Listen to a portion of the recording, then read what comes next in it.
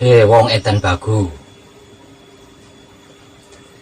kenapa dan mengapa sih temanya selalu Wahyu Pancagaib atau sedulur papat kalimo pancer, dan sikap sifatnya Wahyu Pancagaib atau sedulur papat kalimo pancer, yaitu Wahyu Pancalaku atau iman tersebut pasrah kepada Tuhan, menerima keputusan Tuhan, mempersilahkan kuasa Tuhan, merasakan kenyataan Tuhan, dan menebar cinta kasih sayang Tuhan.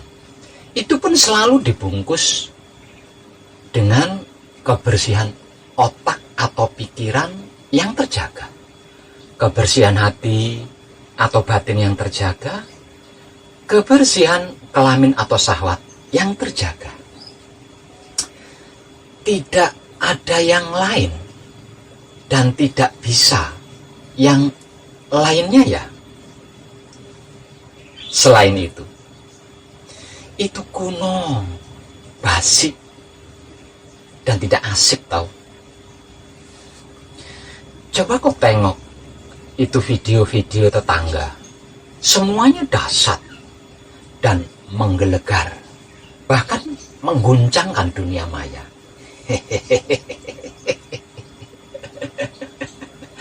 Edan tenan.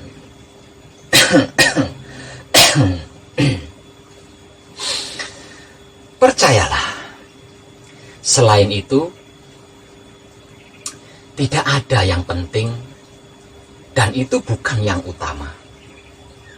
Betapapun heboh dan menggelegar serta mengguncangkan dunia apa dan manapun, itu tidak ada arti dan gunanya di akhir hayat kita nantinya, kalau tanpa Wahyu Pancagaib dan Wahyu Pancalaku yang selalu saya sampaikan tanpa tedeng aling-aling.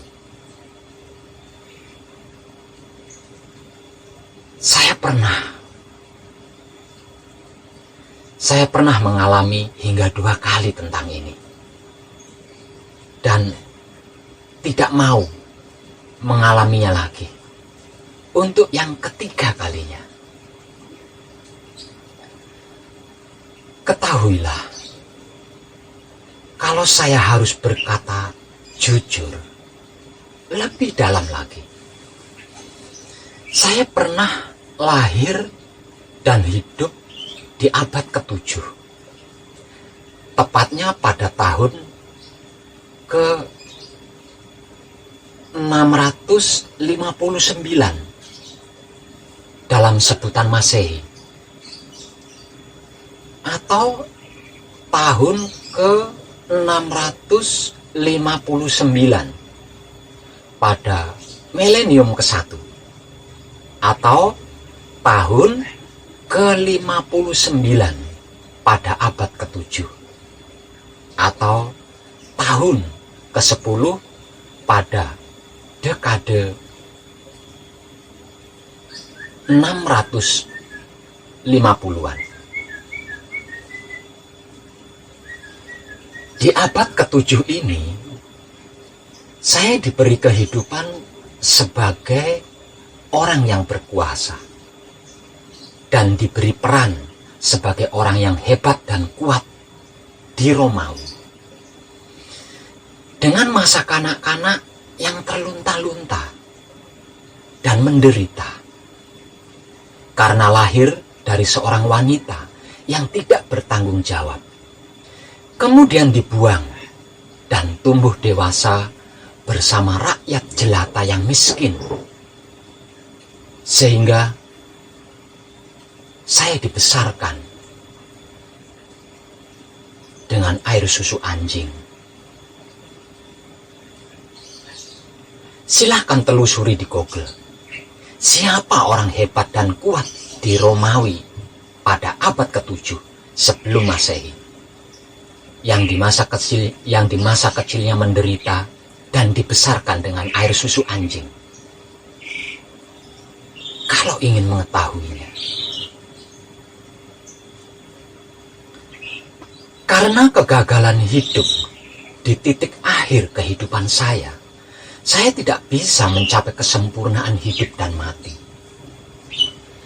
Kemudian terjadilah perpisahan antara raga dan jiwa serta hidup saya. Raga saya hancur dimakan bumi. Hidup saya kembali kepada Maha Hidup tanpa peduli. Sedangkan jiwa atau sukma saya melayung, melayap bersama jiwa-jiwa atau sukma-sukma lainnya. Tiada pasti menanggung akibat dari sebab perbuatan saya sendiri semasa hidup saya di dunia. Dan ketika mendapatkan anugerah kesempatan lagi untuk lahir kembali ke dunia, saya bersumpah untuk menggunakan seluruh waktu saya dan kesempatan hidup saya di dunia sebaik mungkin, agar supaya tidak gagal lagi seperti kehidupan pertama saya.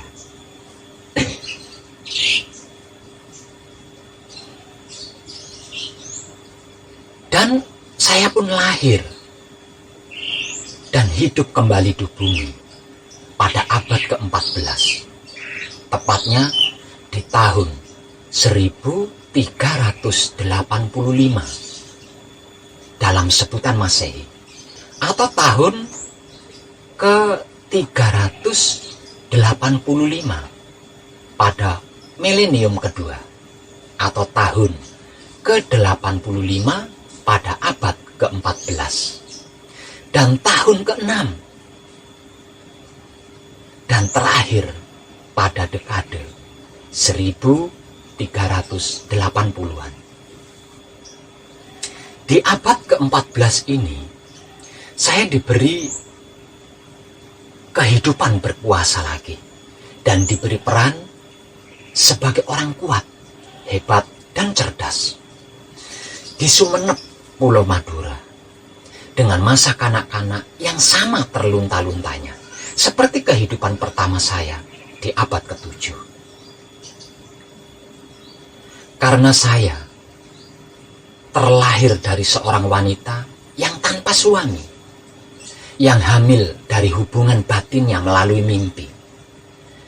Keberadaan saya dianggap memalukan keluarga terhormat, karena tanpa bapak, kemudian dibuang di hutan dan ditemukan oleh seseorang, yang kemudian lagi-lagi saya dibesarkan dengan air susu hewan, yaitu kerbau.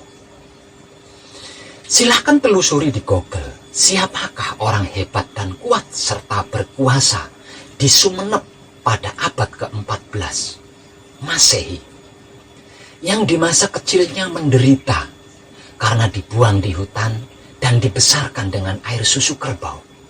Kalau panjenengan ingin mengetahuinya. Dan karena kegagalan hidup di titik akhir kehidupan saya tidak bisa mencapai kesempurnaan hidup dan mati saya lagi. Kemudian perpisahan antara raga dan jiwa serta hidup saya pun terjadi lagi untuk yang kedua kalinya. Raga saya hancur di lalap bumi. Raga saya hancur di lahap bumi. Hidup saya kembali kepada Maha Hidup tanpa peduli. Sedangkan jiwa atau sukma saya melayung-layung bersama-sama dengan jiwa-jiwa atau sukma-sukma yang lainnya. Tiada pasti menanggung akibat dari sebab perbuatan saya sendiri di masa hidup saya di dunia.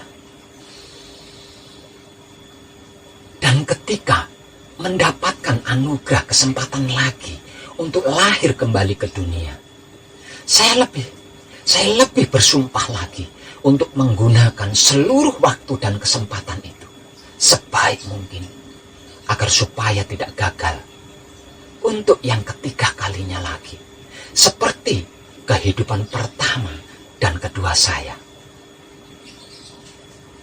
Dan saya pun lahir dan hidup kembali di bumi pada abad ke-20, tepatnya di tahun 1959 dalam sebutan Masehi, atau tahun ke-959 pada milenium kedua, atau tahun ke-59 pada abad ke-20, atau tahun ke-10 dan terakhir pada dekade 1950-an. Di abad ke-20 ini, saya diberi kehidupan yang penuh dengan kesadaran, rasa cinta kasih sayang, dan diberi peran sebagai orang yang berkebajikan. Dengan masa kanak-kanak yang sama terlunta-luntanya, seperti kehidupan pertama saya di abad ke-7 dan kehidupan kedua saya di abad ke-14. Kehidupan saya di abad ke-20 ini pun sama. Masa kanak-kanak saya tidak jauh berbeda menderitanya. Mulai dari dikucilkan, dihina, dilecehkan, hingga diusir pada usia dini oleh bapak kandung saya, dan lain-lain, seperti yang pernah saya artikelkan dengan judul Biografi Sejarah Perjalanan Ki Jaka Tolos di Google. Dan apapun itu prosesnya, saya tidak mau gagal lagi, dan lagi-lagi gagal. Seperti yang pertama dan kedua, dengan pernahnya mengalami lahir 3 kali dan mati 2 kali, inilah saya menjadi tahu, saya menjadi mengerti, memahami, dan mengetahui bahwa manusia hidup di dunia ini harus apa dan bagaimana seyogyanya. Dan dengan ini pula saya mengetahui bahwa ada 7 menit kehidupan setelah mati, dan 7 menit kehidupan setelah mati di dalam alam ruh ini perbandingannya seumur hidup di dunia ini. Dan itu teramat sangat pedih, mengerikan serta menakutkan kalau sampai kesimpulannya tidak diperoleh atau tidak didapatkan seperti berikut ini. Para kadang kinasiku sekalian, di dunia ini bagi siapapun yang tidak mengerti, memahami, dan mengetahui siapa dirinya, dari mana asalnya, untuk apa hidupnya, dan hendak kemana tujuannya, mati itu sudah menjadi barang pasti. Dan kematian ini bisa datang kapanpun, sesukanya dia. Tidak peduli siapa, usia, jenis kelamin, dan dimanapun berada, pasti akan didatangi kematian tanpa ada pemberitahuan terlebih dahulu. Namun tahukah panjenengan bahwa ada kehidupan 7 menit yang pasti juga akan dialami oleh seluruh makhluk hidup, terutama manusia, setelah mati, meninggalkan kehidupan dunia ini, dan 7 menit kehidupan ini tidak bisa dikompromi. Kenapa dan mengapa setiap orang mati pasti kejet-kejet atau kelojotan atau meronta-ronta alias sekarat atau sekaratul maut kalau bahasa religinya? Itu karena dia sedang mengalami ulang seluruh kehidupannya selama di dunia dalam waktu 7 menit saja. Panjenengan semua pasti tidak pernah menduga ini, apalagi berpikir tentang hal ini, karena belum pernah mati kan? Dan takut, sebab prosesnya yang mengerikan itu, selain sekarat, juga akan kehilangan seluruh yang dimiliki. Sebab itu, panjenengan enggan, bahkan tidak mau merenungkan tentang mati dan kematian ini. Dan tenang.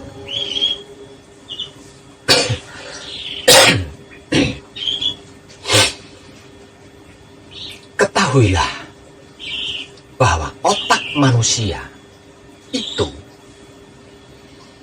akan tetap aktif secara normal selama 7 menit setelah tubuhnya mati.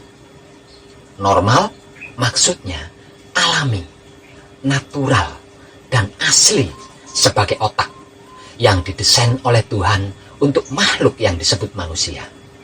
Artinya tanpa rancangan, tanpa rencana, tanpa ego, pamrih, arogan, dan politik dalam bentuk apapun. Benar-benar asli otak manusia yang masih orisinil. Artinya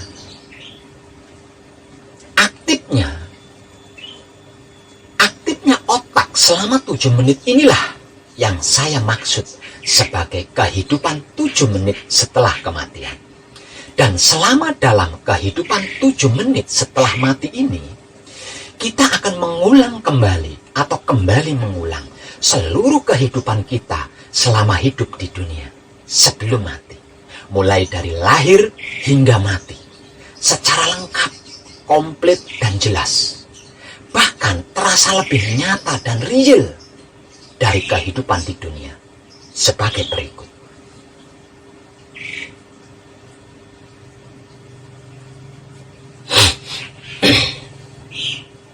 Di menit pertama setelah mati, kita akan mengalami lagi seperti apa dan bagaimana prosesnya saat kita dilahirkan ke dunia.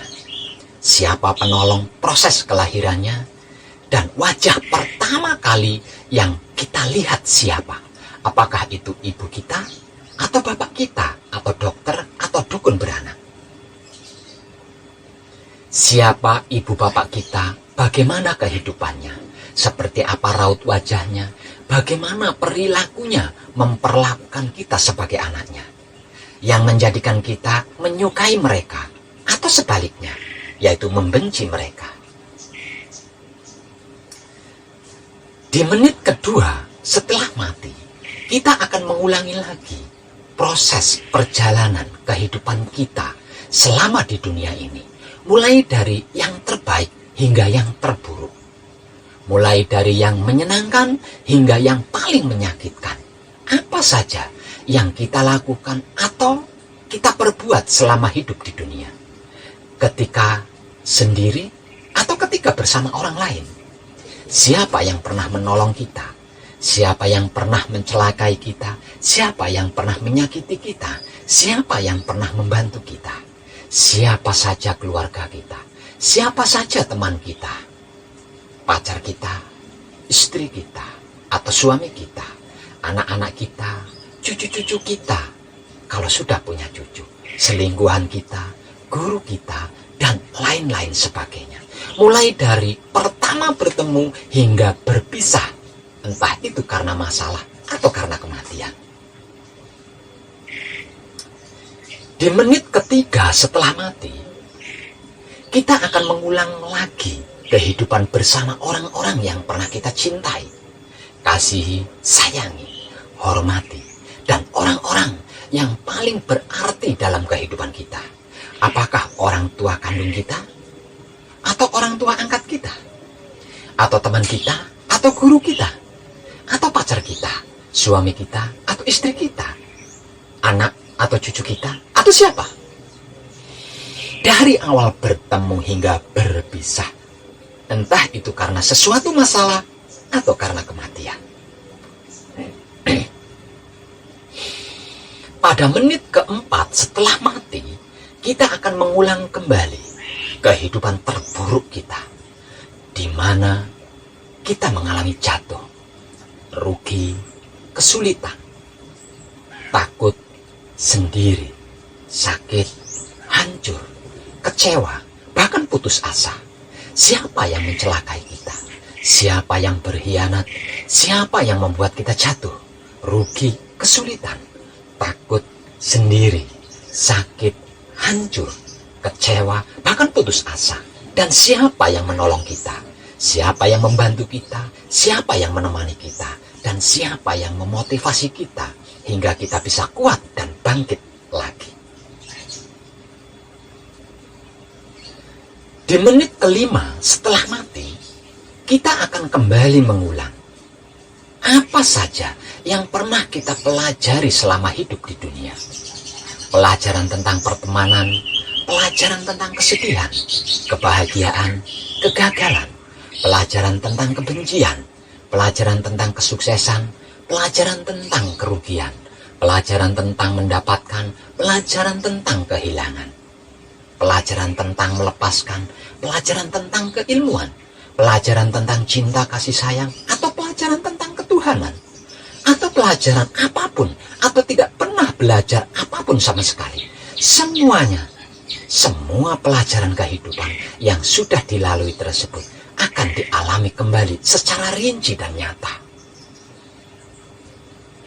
Di menit ke-6 setelah mati, kita akan mengalami lagi apapun tentang diri kita selama hidup di dunia. Bagaimana cara kita bergerak, cara kita merangkak, dan cara berjalan, cara kita tidur dan bangun, cara kita berbicara dan tertawa, cara kita mendengar, cara kita melihat dan menangis, cara kita mencium, cara kita merasakan dan menikmati, cara kita berpikir, cara kita membatin, dan cara kita bersahwat, cara kita bersedih, cara kita bahagia, cara kita bergaul, cara kita bermain, cara kita bekerja, cara kita berusaha, cara kita berteman, cara kita belajar, dan semua pola hidup kita dalam kehidupan dunia ini akan kita alami lagi secara rinci dan nyata. Sedangkan di menit ke-7 setelah mati, yaitu menit yang terakhir, kita akan kembali mengalaminya lagi. Momen kejadian yang paling penting, paling berarti, dan paling utama di sepanjang proses perjalanan hidup kita selama di dunia ini. Entah itu kejadian baik atau buruk, kejadian yang menyenangkan atau menyakitkan, bergantung dari semua proses kehidupan yang sudah dilalui, seperti yang sudah saya uraikan tadi. Yang pasti kita akan menemukan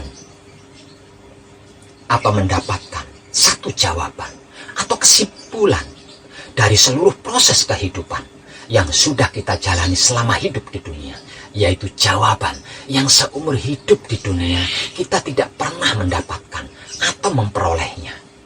Tidak lain dan tidak bukan adalah kebajikan yang sering saya informasikan tanpa tedeng aling-aling, menggunakan bahasa paling sederhana, yaitu kesadaran, rasa, cinta kasih sayang hidup. Dalam kurung, menebar kesadaran, rasa, cinta kasih sayang hidup kepada siapapun, apapun, dimanapun, hingga sampai kapanpun. Yang berarti maksud melakukan kebajikan kepada siapapun, apapun, dimanapun, hingga sampai kapanpun. Inilah jawaban dari seluruh pertanyaan yang dicari dan kesimpulan hidup di dalam kehidupan dunia ini. Setelahnya, barulah hidup kita benar-benar akan pergi meninggalkan jiwa raga kita, menuju Sang Maha Suci hidup, tanpa peduli kepada jiwa dan raganya. Sedangkan jiwa atau sukma kita melayung, mengembara tiada ujung pangkalnya, bersama jiwa-jiwa atau sukma-sukma yang senasib sama, sambil menyaksikan proses raga atau tubuh kita yang secara perlahan akan mengalami kehancuran di bumi, dengan penyesalan yang teramat sangat dalam. Sakit sekali rasanya, malu sekali rasanya, dan yang paling syarat lagi adalah menyesal yang tiada akhirnya.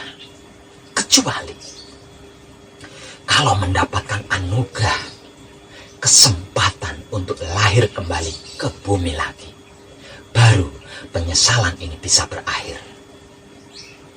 Itu pun jika kelahirannya normal, arti maksudnya jadi manusia lagi.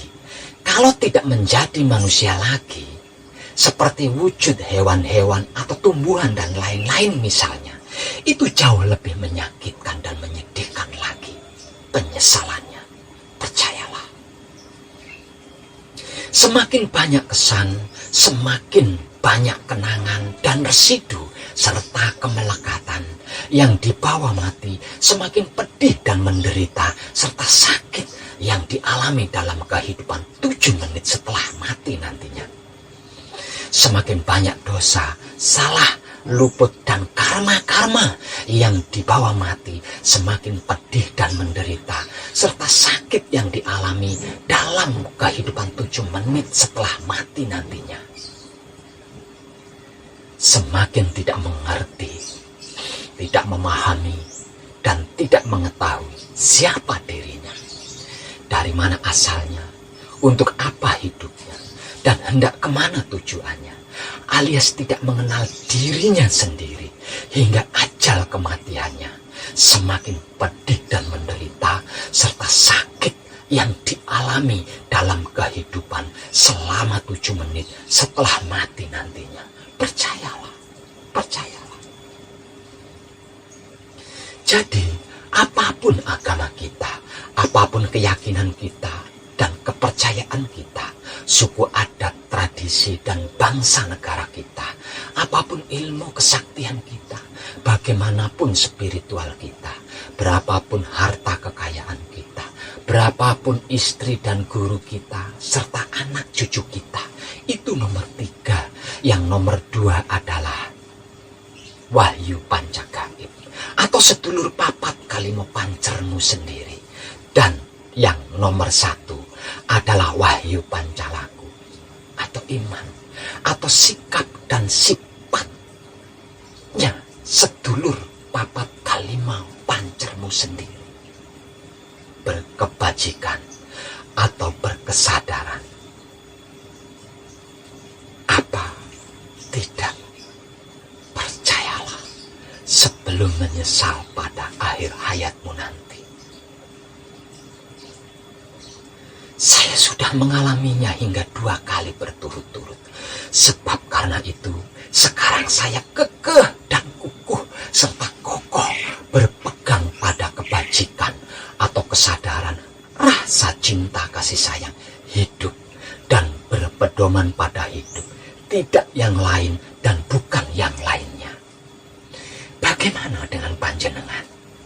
Apa justru panjenengan ingin segera mengalami 7 menit kehidupan setelah mati ini, supaya bisa mengalami lagi detik-detik saat dengan si mantan itu dan ini, yang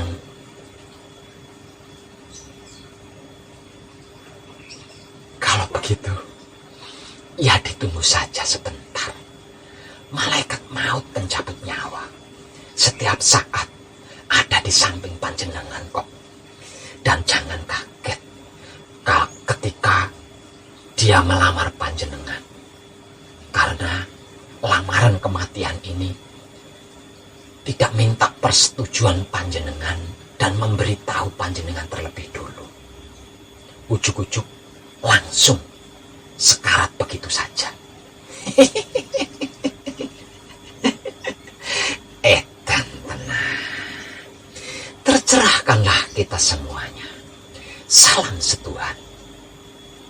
Penuh cinta kasih sayang dari dalam lubuk hati saya, Wong Edan Bagu yang paling dalam. Rahayu. Selamat, selamat, selamat. Rahayu. Rahayu, rahayu, rahayu, rahayu. Damai, damai, damai tentram. Saya Wong Edan Bagu ngaturaken sugeng rahayu lir ing Sang Rikama. Amanggih Yuwono. Pinayungan maring ingkang Maha Suci Basuki Yuwono Teguh Rahayu Slamet. Berkah selalu untuk semuanya tanpa terkecuali, terutama para sedulur, khususnya para kadang konto dan kanthi anom, serta sepuh saya yang senantiasa direstui Yang Dat Maha Suci itu.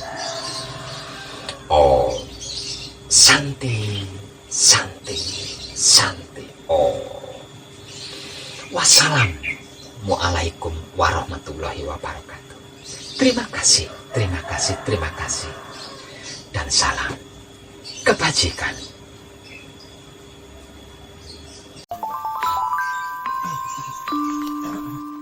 Siklomilet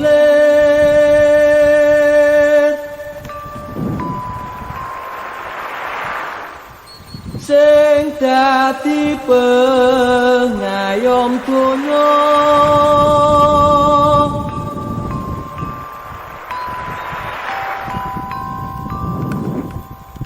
kanthi akhlak ingkang mulya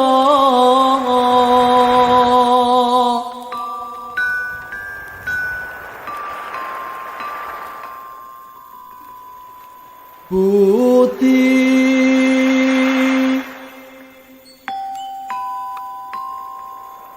pekerti ingkang luhur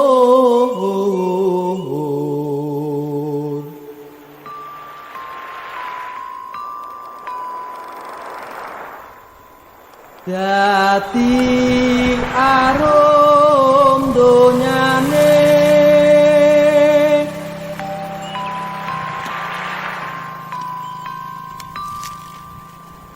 para wali asmane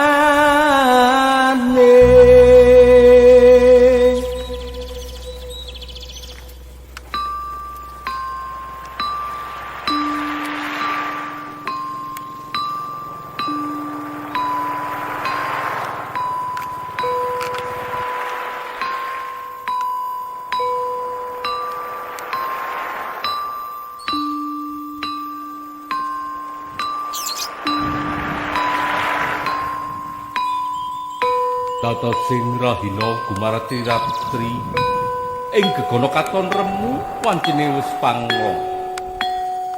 Sang Sita Resti datan jumedhul amung taranggana ingkang abyor ing kawang aglar gumelar eneng Cakrawala minangka dipaning ratri.